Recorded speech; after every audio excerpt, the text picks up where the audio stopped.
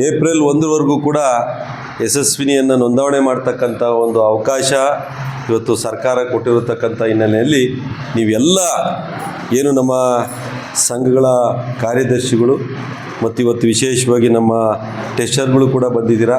ನೀವೆಲ್ಲರೂ ಆ ಸಂಬಂಧಪಟ್ಟಂಥ ಎಲ್ಲ ಹೈನುಗಾರರಿಗೆ ಅದರ ಮಾಹಿತಿಯನ್ನು ಕೊಡ್ತಕ್ಕಂಥದ್ದು, ಅವರನ್ನು ಈ ಒಂದು ಯಶಸ್ವಿನಿ ಯೋಜನೆಯಲ್ಲಿ ನೋಂದಣಿ ಮಾಡ್ತಕ್ಕಂಥದ್ದು, ಅವರ ಎಲ್ಲ ಚಿಕಿತ್ಸೆಗಳಿಗೆ ಅನುಕೂಲ ಆಗ್ತಕ್ಕಂಥ ಒಂದು ವಾತಾವರಣ ಇರ್ತಕ್ಕಂಥ ಹಿನ್ನೆಲೆಯಲ್ಲಿ ಇವತ್ತು ಕೇವಲ ಅವರು ಶಸ್ತ್ರಚಿಕಿತ್ಸೆಗೆ ಅಷ್ಟೇ ಅಲ್ಲದಲೇ ಇತರೆ ಸಾಮಾನ್ಯ ಚಿಕಿತ್ಸೆಗಳಿಗೂ ಕೂಡ ಯಶಸ್ವಿನಿ ಯೋಜನೆಯಲ್ಲಿ ಇವತ್ತು ಅವಕಾಶ ಇರತಕ್ಕಂಥ ಹಿನ್ನೆಲೆಯಲ್ಲಿ ನೀವು ಈ ಯಶಸ್ವಿನಿ ಯೋಜನೆಯನ್ನು ಪ್ರತಿಯೊಬ್ಬ ನಮ್ಮ ರೈತನಿಗೆ ಹೈನುಗಾರರಿಗೆ ಮಾಡಿಸ್ತಕ್ಕಂಥ ಕೆಲಸ ಆಗಬೇಕು.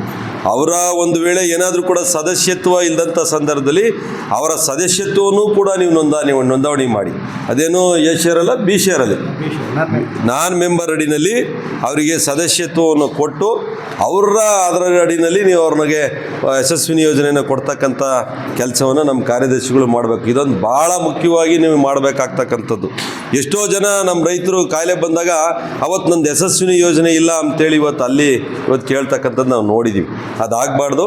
ಇದನ್ನು ಅದರಲ್ಲೂ ಕೂಡ ನಮ್ಮ ಮಹಿಳಾ ಸಂಘಗಳು ಹೆಚ್ಚು ಜವಾಬ್ದಾರಿಯನ್ನು ವಹಿಸ್ಬೇಕು. ಯಾಕೆಂದರೆ ಮಹಿಳಾ ಸಂಘಗಳಲ್ಲಿ ಮಹಿಳೆಯರಿಗೆ ಹೆಚ್ಚು ಇವತ್ತು ಆಪ್ರೇಷನ್ಗಳಾಗ್ತಕ್ಕಂಥ ಹಿನ್ನೆಲೆಯಲ್ಲಿ ಮತ್ತು ಅವರಿಗೆ ಸಾಕಷ್ಟು ಇವತ್ತು ಏನು ಗರ್ಭಕೋಶದ ಆಪ್ರೇಷನ್ ಇರ್ಬೋದು, ಅವರ ಒಂದು ಹೆರಿಗೆ ಸಂದರ್ಭದಲ್ಲಿ ಆಗ್ತಕ್ಕಂಥ ಆಪ್ರೇಷನ್ ಇರ್ತಕ್ಕಂಥದ್ದು ಇರ್ಬೋದು, ಹಲವಾರು ಹೆಚ್ಚು ಕಾಯಿಲೆಗಳು ಇವತ್ತು ಮಹಿಳೆಯರಿಗೆ ಈ ಒಂದು ಯಶಸ್ವಿನಿ ಯೋಜನೆ ಭಾಳಷ್ಟು ಪರಿಣಾಮಕಾರಿಯಾಗಿ ಅನುಕೂಲ ಆಗ್ತಕ್ಕಂಥ ಹಿನ್ನೆಲೆಯಲ್ಲಿ ಎಲ್ಲ ನಮ್ಮ ಮಹಿಳೆಯರಿಗೆ ಮಹಿಳಾ ಸಂಘಗಳು ಎಚ್ಚೆತ್ಕೊಂಡು